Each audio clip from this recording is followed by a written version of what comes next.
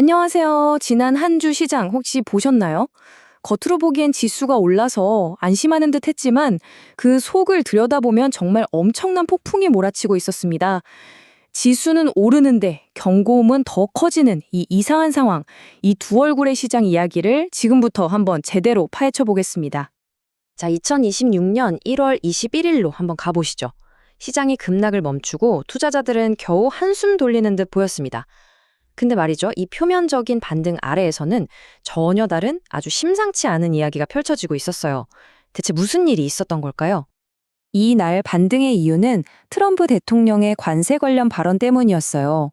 지정학적 리스크가 잠깐 수면 아래로 가라앉으면서 S&P 500, 나스닥, 다우존스 모두 보시는 것처럼 일제히 상승했죠. 다들 이제 좀 괜찮아지려나 보다 하고 안도하는 분위기였습니다. 하지만 바로 그 시각, 주식시장이 이렇게 안도의 랠리를 펼치고 있을 때 시장의 다른 한쪽 구석에서는 아주 심각한 경고등이 깜빡이고 있었습니다. 자, 여기서 정말 흥미로운 지점이 나옵니다. 명백한 충돌이거든요. 그 주식시장은 야, 드디어 반등이다 하면서 환호하고 있었는데 바로 그 시간에 채권시장은 정반대로 잠깐만 조심해야 돼 하고 아주 강력한 경고를 보내고 있었던 거죠. 시장이 완전히 두 개로 쪼개져서 서로 다른 말을 하고 있는 그런 상황인 겁니다. 바로 이 숫자가 그 모든 우려의 핵심입니다. 4.23%. 이게 뭐냐면 사실상 모든 금리의 기준이 되는 10년 만기 국채 수익률인데요. 이게 이렇게나 높은 수준에서 전혀 내려올 생각을 안 한 겁니다. 이건 뭘 의미하냐면 시장의 똑똑한 돈은 앞으로 닥칠 인플레이션을 정말 심각하게 걱정하고 있다는 아주 명백한 증거였어요. 이런 팽팽한 긴장감, 이게 단순히 주식시장과 채권시장 사이에서만 벌어진 게 아닙니다. 시장의 심장이라고 할 수 있는 기술주 섹터? 그 내부에서도 엄청난 전쟁이 벌어지고 있었거든요. 그 전쟁의 서막은 1월 23일에 열렸습니다. 반도체 산업의 살아있는 전설이자 상징이었던 인텔이 정말 암울한 실적 전망을 내놓으면서 시장 전체에 그야말로 찬물을 끼얹은 거죠. 결과는요, 정말 무자비했습니다. 인텔 주가가 하루 만에 무려 17% 이상 폭락해버렸어요. 이건 그냥 실적이 안 좋았다 이 수준이 아니에요. 새로운 AI 시대에 제대로 올라타지 못한 기업은 이제 용납하지 않겠다는 시장에 아주 차갑고 냉혹한 선언이었던 거죠. 그런데 더 놀라운 건 뭔지 아세요? 인텔이 그렇게 무너지던 바로 그날 AI 칩의 절대 강자 엔비디아는 보란 듯이 1.6% 상승으로 마감했습니다. 계속해서 위로 올라간 거죠. 이게 바로 이 모든 상황의 핵심입니다. 이건 단순히 한 회사가 잘하고 다른 회사가 못했다 이런 차원의 계기가 아니에요.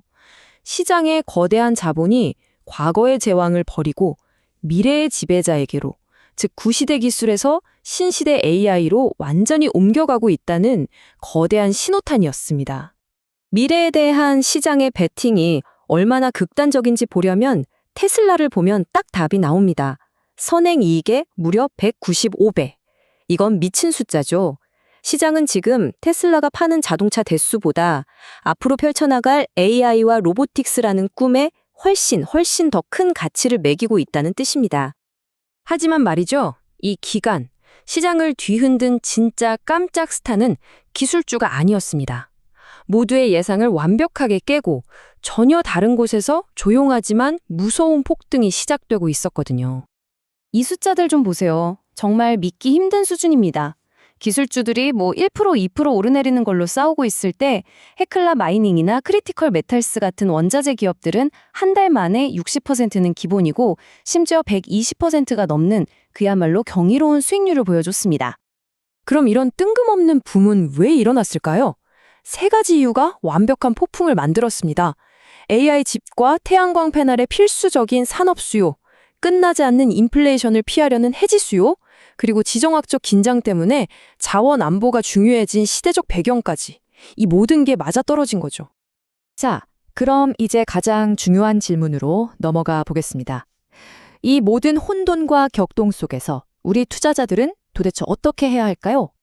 한쪽에서는 기술주끼리 왕자의 게임을 벌이고 다른 한쪽에서는 뜬금없이 원자재가 폭증하고 이렇게 시장이 완전히 제각각 움직일 때 우리 포트폴리오는 어떻게 가져가야 하는 걸까요? 전문가들은 이런 양극화된 시장에 딱 맞는 아주 클래식한 전략을 하나 제시합니다. 바로 바벨 전략인데요. 우리가 헬스장에서 드는 역기, 바벨 아시죠?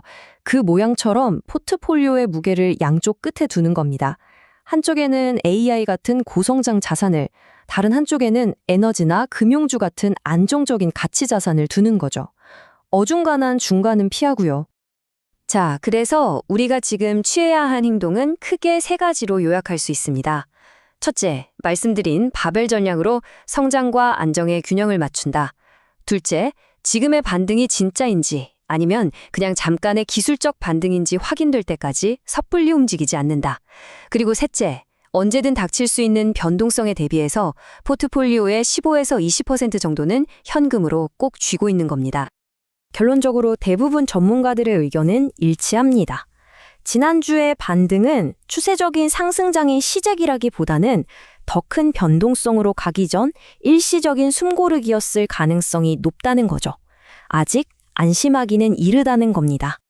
그리고 이 모든 상황이 우리에게 정말 중요한 질문 하나를 던집니다. 우리가 지금 목격하고 있는 이 모든 혼란이 그냥 지나가는 단기적인 소음일까요?